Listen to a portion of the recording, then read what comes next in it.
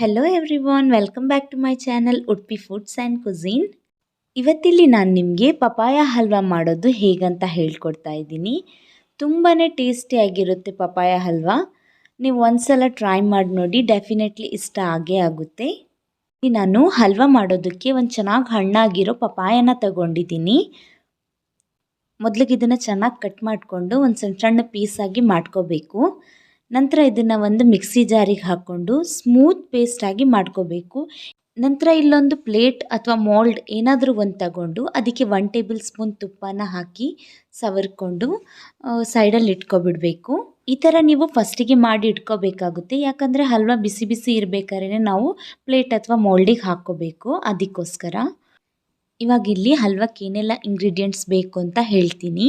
ಇಲ್ಲಿ ನಾನು ಶುಗರ್ನ 6 table spoon ತಗೊಂಡಿದ್ದೀನಿ.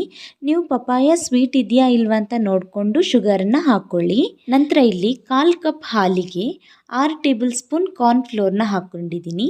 ಅದನ್ನು ಸ್ಮೂತ್ ಪೇಸ್ಟಾಗಿ ಮಾಡ್ಕೊಂಡು ಇಟ್ಕೋಬೇಕು. ಮತ್ತು 5 ಟೇಬಲ್ ಸ್ಪೂನ್ ತುಪ್ಪ, ಒಂದು ಸ್ವಲ್ಪ ಏಲಕ್ಕಿ ಪುಡಿ, ಆಮೇಲೆ ಒಂದು ಸ್ವಲ್ಪ ಗೋಡಂಬಿನ ತಗೊಂಡಿದ್ದೀನಿ. ಇವಾಗ ಇಲ್ಲಿ ಸ್ಟವ್ ಮೇಲೆ ಒಂದು ಕಡಾಯಿನ ಇಟ್ಕೊಂಡಿದ್ದೀನಿ. ಅದು ಬಿಸಿ ಆಗ್ತಿದ್ದಂಗೆ ನಾವು 1 ಟೇಬಲ್ ಸ್ಪೂನ್ ತುಪ್ಪನ ಹಾಕ್ಕೋಬೇಕು. ನಂತರ ಇದಕ್ಕೆ ಪಪಾಯ ಪೇಸ್ಟ್ನ ಆ್ಯಡ್ ಮಾಡ್ಕೋಬೇಕು.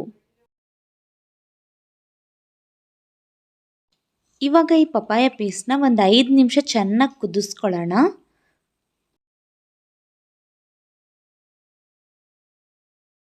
ಇವಾಗ ಇಲ್ಲಿ ನೀವು ನೋಡ್ಬೋದು ಸ್ವಲ್ಪ ರೆಡ್ಯೂಸ್ ಆಗಿದೆ. ಇದಕ್ಕೆ ನಾವಿವಾಗ ಶುಗರ್ನ ಆ್ಯಡ್ ಮಾಡ್ಕೊಳ್ಳೋಣ. ನಂತರ ಚೆನ್ನಾಗಿ ಮಿಕ್ಸ್ ಮಾಡಿ ಮತ್ತೆ ಕುದಿಯಕ್ಕೆ ಬಿಡಿ.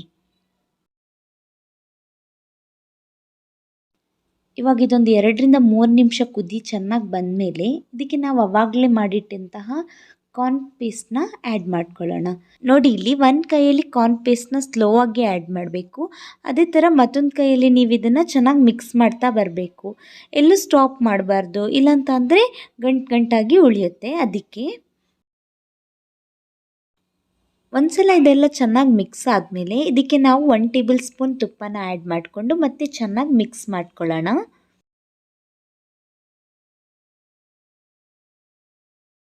ಇವಾಗ ಇದಕ್ಕೊಂದು ಸ್ವಲ್ಪ ಗೋಡಂಬಿನ ಆ್ಯಡ್ ಮಾಡಿಕೊಂಡು ಚೆನ್ನಾಗಿ ಮಿಕ್ಸ್ ಮಾಡ್ಕೊಳ್ಳೋಣ. ಮತ್ತೆ ಇದನ್ನು ಚೆನ್ನಾಗಿ ಮಿಕ್ಸ್ ಮಾಡ್ತಾ 1 ಟೇಬಲ್ ಸ್ಪೂನ್ ತುಪ್ಪನ ಮತ್ತೆ ಆ್ಯಡ್ ಮಾಡ್ಕೊಳ್ಳಿ.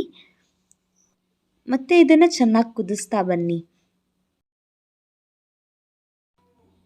ಮಿಡ್ಲಲ್ಲಿ ಇದೇ ರೀತಿ ಒಂದು 4 ಸಲ ತುಪ್ಪನ ಆ್ಯಡ್ ಮಾಡಬೇಕಾಗುತ್ತೆ. ಯಾಕಂದರೆ ಹಿಂಗೆ ಮಾಡೋದ್ರಿಂದ ತಳನೂ ಹಿಡಿಯೋದಿಲ್ಲ ಮತ್ತು ಚೆನ್ನಾಗೂ ಬರುತ್ತೆ. ಮತ್ತೆ ಇಲ್ಲಿ ತುಪ್ಪನ ಸೇರಿಸ್ಕೊತಾ ಇದ್ದೀನಿ ಮತ್ತು ಇದನ್ನು ಚೆನ್ನಾಗಿ ಮಿಕ್ಸ್ ಮಾಡ್ಕೊತಾ ಇದ್ದೀನಿ. ಇವಾಗ ಇಲ್ಲಿ ನಾನು ಏಲಕ್ಕಿ ಪುಡಿನ ಆ್ಯಡ್ ಮಾಡ್ಕೊತಾ ಇದ್ದೀನಿ ಮತ್ತು ಇದನ್ನು ಚೆನ್ನಾಗಿ ಮಿಕ್ಸ್ ಮಾಡ್ಕೊಳ್ಳಿ. ಮತ್ತೆ ಇಲ್ಲೊಂದು ಸ್ವಲ್ಪ ತುಪ್ಪನ ಆ್ಯಡ್ ಮಾಡಿಕೊಂಡು ಚೆನ್ನಾಗಿ ಮಿಕ್ಸ್ ಮಾಡ್ಕೊಳ್ಳೋಣ. ನೀವು ನೋಡ್ಬೋದು ಹಲ್ವಾ ಆಗಿದೆ.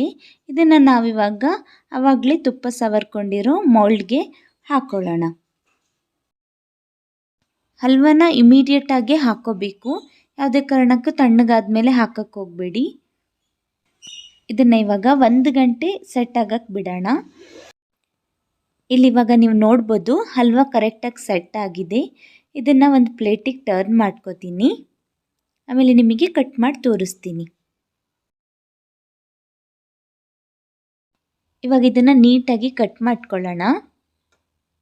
ನಿಮಗೆ ಯಾವ ಶೇಪ್ ಇಷ್ಟನೋ ಆ ಶೇಪಲ್ಲಿ ನೀವು ಕಟ್ ಮಾಡ್ಕೊಳ್ಳಿ. ನೋಡಿದ್ರಲ್ಲ ಎಷ್ಟು ಪರ್ಫೆಕ್ಟಾಗಿ ಬಂದಿದೆ ಪಪಾಯ ಹಲ್ವಾ. ಟೇಸ್ಟ್ ಕೂಡ ಅಷ್ಟೇ ಚೆನ್ನಾಗಿದೆ. ನೀವು ಟ್ರೈ ಮಾಡಿ ಮತ್ತು ನನಗೆ ಫೀಡ್ಬ್ಯಾಕ್ ಕೊಡಿ. ರೆಸಿಪಿ ಇಷ್ಟ ಆಗಿದೆ ಅಂತ ಅನ್ಕೋತೀನಿ. ಇಷ್ಟ ಆಗಿದ್ರೆ ಒಂದು ಲೈಕ್ ಮಾಡಿ ಮತ್ತು ಸಬ್ಸ್ಕ್ರೈಬ್ ಮಾಡೋದನ್ನು ಮರಿಬೇಡಿ. Thank you for watching.